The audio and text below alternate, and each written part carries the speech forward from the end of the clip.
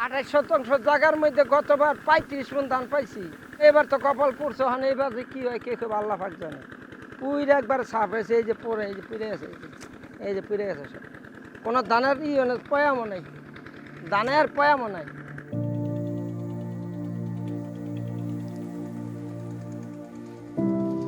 গতবার যাই আল্লাহ 10 টাকা 5 টাকা চাই, এবার চালানো থেকে আরো যাইব গা বাবা।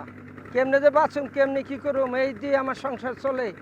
তো আমি এই বছর তো মনে করেন আমার অবস্থা খারাপ, এই বছর আমি পোলা ফেললে খামু কি।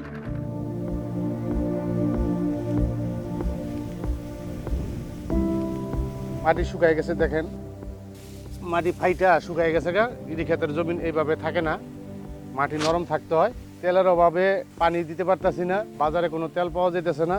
যদিও কোনো জায়গায় পাওয়া যায়, তেলের দামটা একটু বেশি, 140 টাকা লিটার।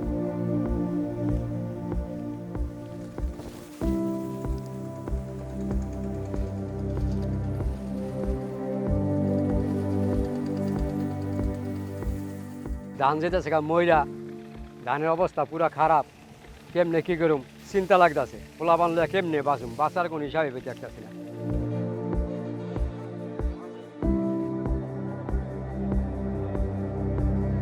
সকাল 9টা বাজে আসার পরে এই যে বয়ে রয়েছি লাইন ধরে, এখন পর্যন্ত তেল পাই না। এখন 3টা বাজে, দেড়খানি জমিন বুনছি, এই জমিনের ফসল তো নষ্ট হয়ে যাইতেছে, ফাইটে গেছে। অটো চালানি বাদ দিয়ে মনে করেন আছে 4 দিন ধরে সিরিয়ালে আছে।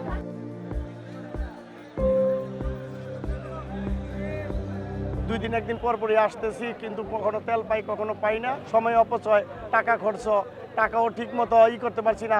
এদিক দিয়ে তেলের দামও বাইরে গেছে, আমাদের সেচেরও প্রবলেম আরম্ভ হয়েছে। আমার জীবনের এরকম দুঃখ আমি পাই নাই, এত কষ্ট পাই নাই। কালকে আমি এখান থেকে পানি চোখের পানি ফালাই গেছি, আমি এখান থেকে কৃষি কাজ করেই সংসার চালিত হয়। তো এই ধরনের পরিস্থিতি আমরা তো বাঁচুন না, দেওয়া মরে চলবো।